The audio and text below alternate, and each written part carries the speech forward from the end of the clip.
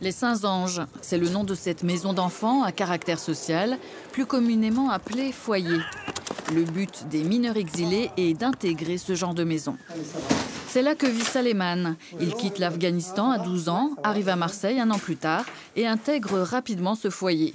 Aujourd'hui, il se sent bien, mais les premiers temps ont été pénibles. J'étais un peu triste, c'était les premiers jours.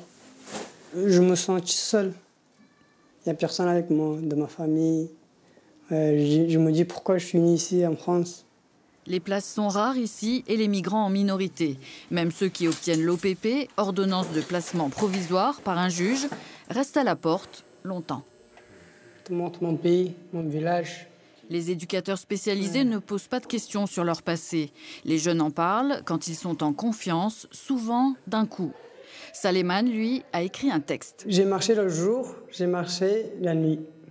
J'ai été allé une seule fois à Kaboul. Je ne connaissais que ma ville, Baglan. Depuis, j'ai vu tout le monde du pays, l'Autriche, le grec, l'Italie, et ça se mélange.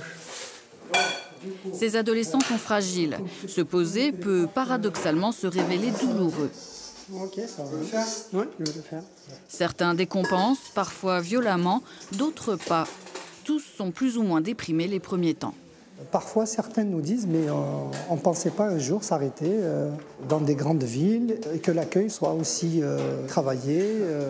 Et donc, c'est vrai qu'ils nous posent des questions et le fait de s'arrêter leur permet ensuite d'envisager un avenir, d'envisager quelque chose, un projet professionnel, une scolarité. Joyeux anniversaire!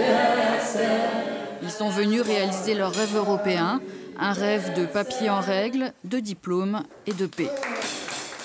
Certains mineurs ne seront jamais mis à l'abri, ceux-là ont un but à portée de main. Est-ce que tu veux une aide? Et t'es quoi? Pour t'aider à passer le permis de conduire. Adnan est majeur maintenant. Il n'habite plus au foyer depuis quelques mois, mais a toujours besoin des conseils de son éducatrice. Il loue provisoirement un appartement avec un autre ancien résident. Comme la plupart des jeunes exilés, il reste en contact avec sa famille. Je parle avec elle tous les samedis au dimanche. J'ai pas trop de photos parce qu'elle ne sait pas envoyer des photos. Elle ne sait pas faire le internet. Après son CAP de mécanique auto, il passe un deuxième CAP de mécanique nautique.